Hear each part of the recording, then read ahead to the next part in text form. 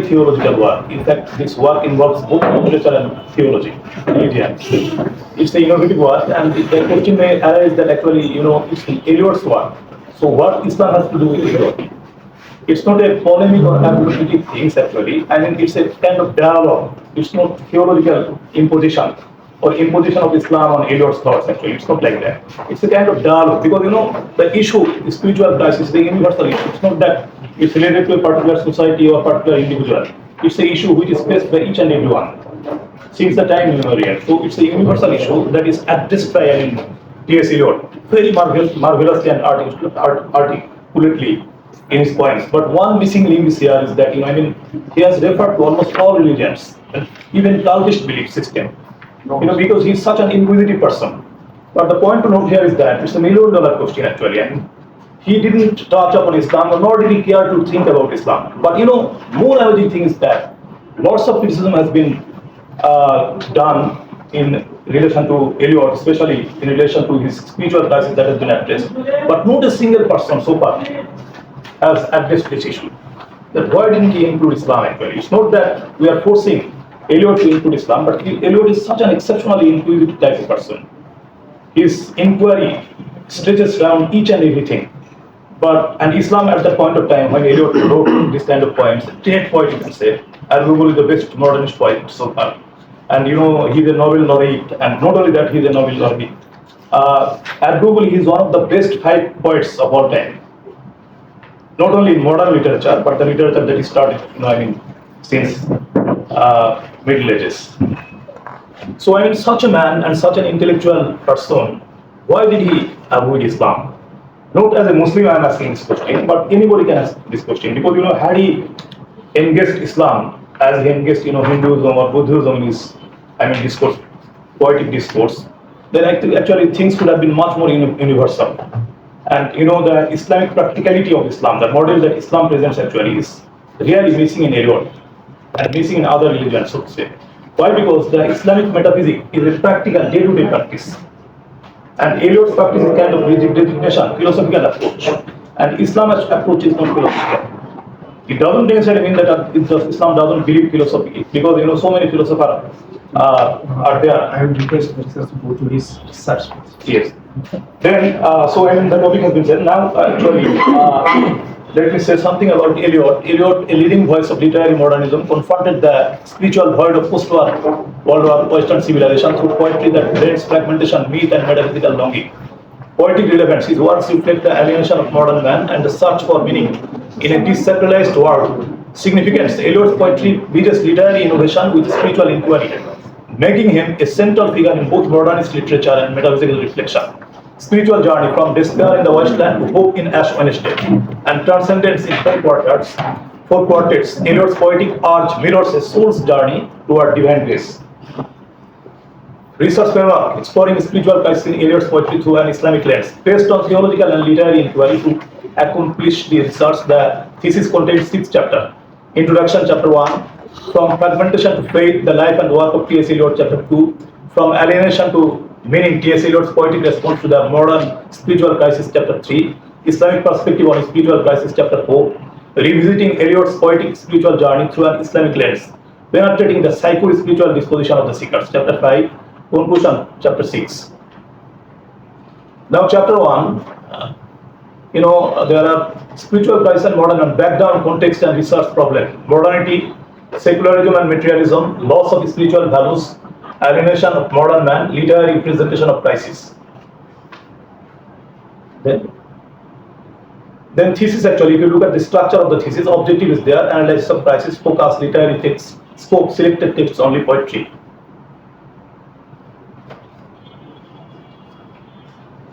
Okay. Thesis statement actually, the research meticulously examines the spiritual crisis of modern man as reflected in the poetry of T.S. Eliot, focusing on his engagement with Western religious tradition, particularly Christianity alongside his exploration of Eastern philosophies such as Hinduism and Buddhism. However, Eliot's submission of Islam, a faith that offers a universal and comprehensive spiritual framework, leaves a significant gap in his portrayal of the spiritually faltering human condition of the modern man, a potential remedy of the modern age and a potential remedy to his crushing spiritual agony. Objective of the study: this thesis examines T.S. Eliot's portrayal of modern spiritual crisis through thematic and symbolic analysis of his poetry, reinterpreting it through Islamic philosophical and theological perspectives to offer interdisciplinary insights into existential dispute and spiritual health. Methodology: given the subjective nature of the research, the study uses a qualitative interpretive methodology rooted in literary analysis, combined with theology and spiritual psychology. Hermeneutic approach has been also added here to actually focus on different textual aspects and religiosity of Eliot. Findings from the literature review. The literature review highlights that T.S. Eliot's poetry is deeply rooted in existential themes, particularly spiritual crisis, alienation, and the search for meaning in a fragmented world. In a distinct wisdom of T.S. Eliot's poetry, scholars have explored how Eliot's work engages with modernism, secularism, and nihilism, often portraying these forces as contributing to spiritual disintegration. Eliot's poetry is seen as a journey toward finding peace of mind through religious belief, particularly Christianity, with a seemingly conscious expansion of Islam as a path. Critics note that Eliot's search for spiritual fulfillment is marked by his rejection of the modern world's skepticism, materialism, and secularism, leading him to embrace a religious framework that he believed offered a deeper sense of meaning and order. The findings from the literature review highlight that rich tapestry of interpretations that can be woven from Eliot's exploration of the spiritual crisis. The valid point of Eliot's delicate Orientalist glass and striking indifference to Islam to recognize and engage it in his spiritual framework alongside other religious spiritual traditions has not been addressed in the existing body of criticism so far. While much has been written about Eliot's criticism, Christian existentialism and the psychological dimension of his work, there remains a significant opportunity to explore his poetry through the lens of Islamic theology and mystical philosophy. This research aims to fill that gap, offering fresh insights and contributing to a more inclusive understanding of Eliot's exploration of modern man's spiritual crisis. Structure of the thesis: based on theological and literary inquiry to complete the research, the thesis includes 6 chapters. Now, actually, I'm just going deep. I'm telling I'm briefly summarizing each and every chapter and the vital points. The findings of the chapter. Chapter 1 actually already I have told. There is a research gap that has been found, and chapter 2 actually, why T.S. Eliot embarked on a wide-ranging journey through. Let me tell you the name of the chapter 2, title of the chapter 2, from fragmentation to faith, the life and work of T.S. Eliot. If you want to really criticize on T.S. Eliot's work, you have to know the personality of T.S. Eliot, what kind of man he was. So actually this chapter is focusing on that. Conclusion: while T.S. Eliot embarked on a wide-ranging journey through various spiritual landscapes, it is intriguing that he didn't explore Islam in its search for peace and spiritual freedom. Eliot's versatility and inclusiveness as a spiritual seeker are notably diminished by the exclusion of Islam in its critical works as a poet, philosopher, thinker, and mystic of both global and classical significance. His neglect, or at least his overlooking of Islamic mysticism in his poetic discourse, despite its rich tradition of spiritual inquiry, raises question about the breadth and impartiality of his spiritual vision. This omission adds an element of mystery to his lifelong spiritual quest. Regardless of how puzzling it may seem, Eliot's overall spiritual journey suggests that his search for divine truth was never confined to a single path. While Eliot's mysticism encompasses many beliefs, it unfortunately failed to integrate the powerful insights of Islamic spirituality into his poetic imagination, which underlines his universal spiritual vision.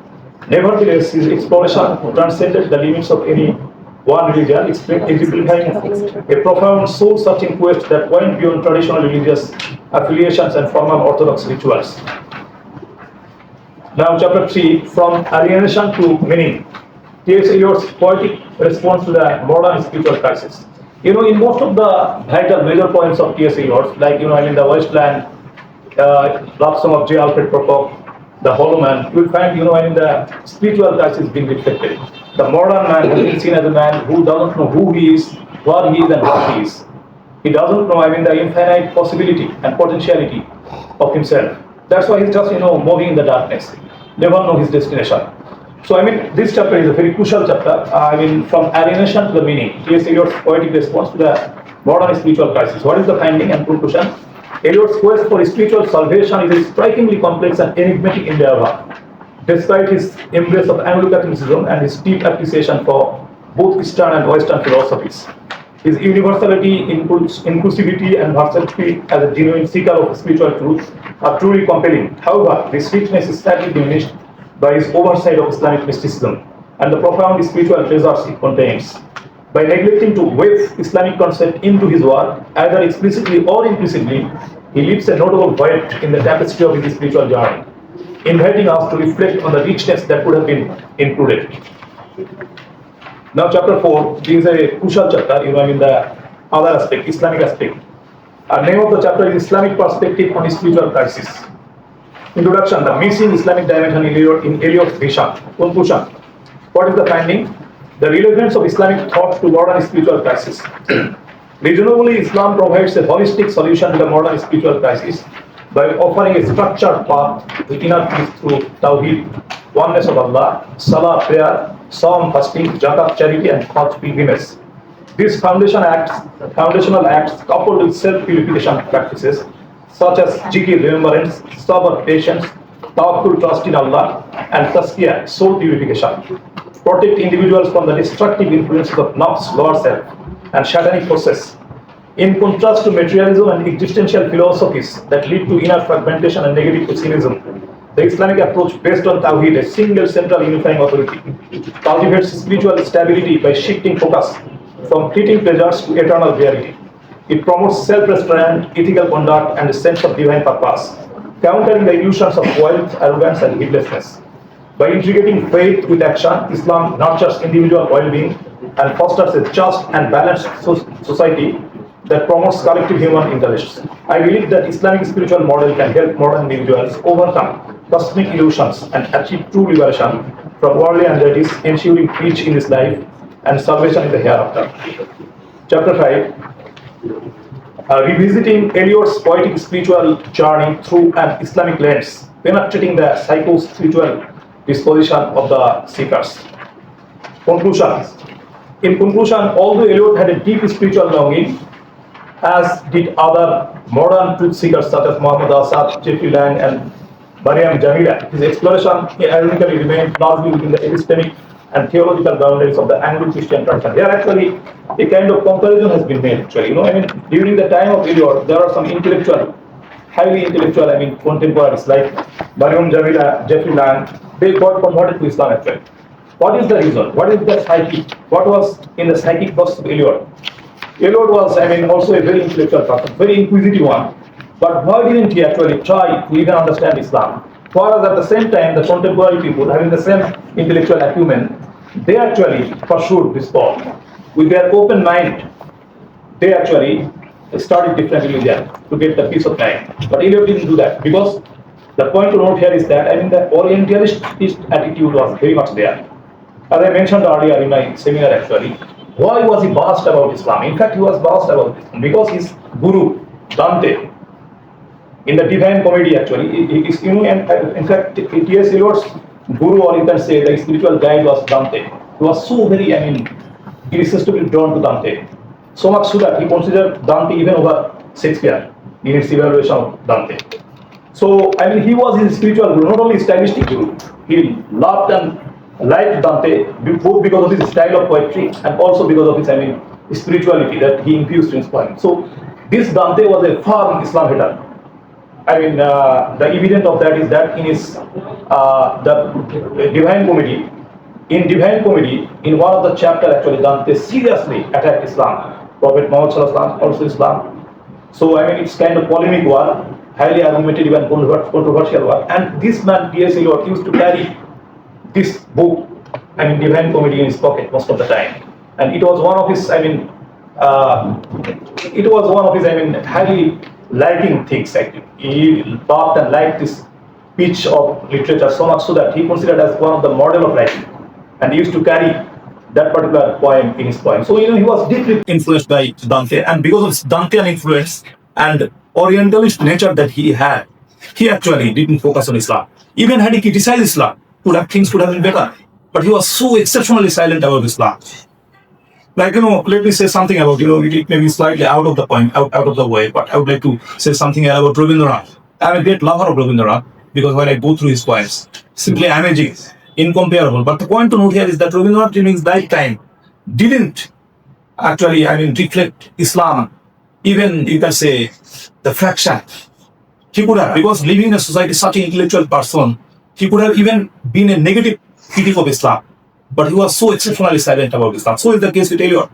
His silence actually is something overwhelming. It's questionable. Why he was so silent?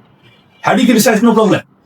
And even the critics of Eliot are very silent about it. Amazing. I'm not Islamizing the topic actually, but this is my point of inquiry, and especially about Eliot, more than Rabindranath. Eliot was such an inquisitive person.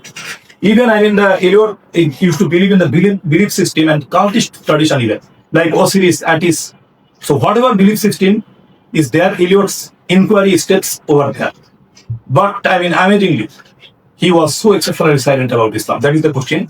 Now, actually, so why this chapter is so very important is that the other people of the contemporary time, like Emily Foster, you know, Ian Foster, sorry, in his passage to India, he was very much emotionally attached to the mosque, and there is reference. Even W.B.'s writing, you will find there is reference to Islam, highly appreciating Islam. I'm not saying that Eliot should appreciate Islam. At least there should have been a space of Islam into his writing, given the versatility of this man.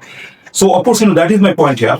And in conclusion, the psychic matter. In conclusion, although Eliot had a deep spiritual longing, as did other modern truth seekers, such as Muhammad Asad, Zebri Lang, and Mariam Jamila, his exploration in ironically remained powerful within the epistemic and theological boundaries of the Anglo-Christian tradition. His adoption of Anglo-Catholicism provided discipline and symbolic coherence, yet it did not resolve the interior rupture that drives his poetry.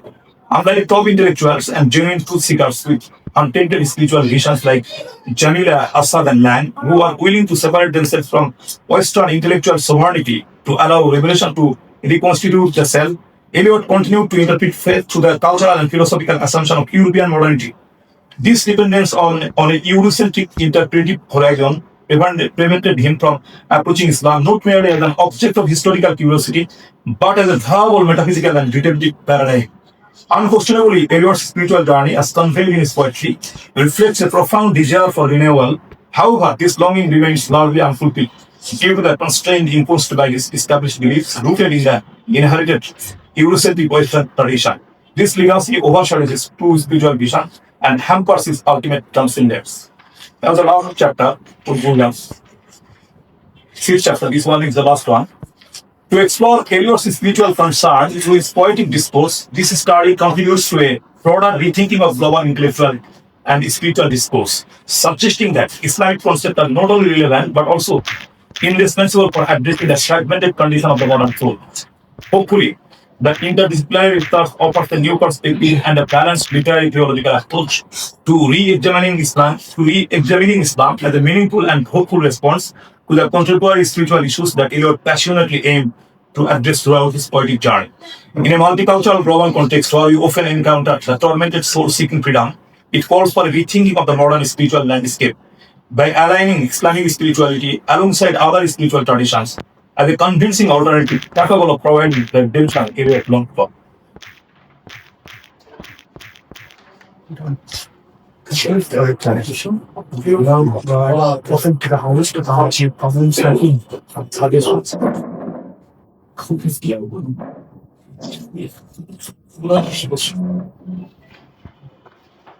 What is it again? It's open to you for your comments, for your suggestions, for your. Okay. Or Islamic presentation and conversations on your plan of thank you. What is our topic? I use one of the visions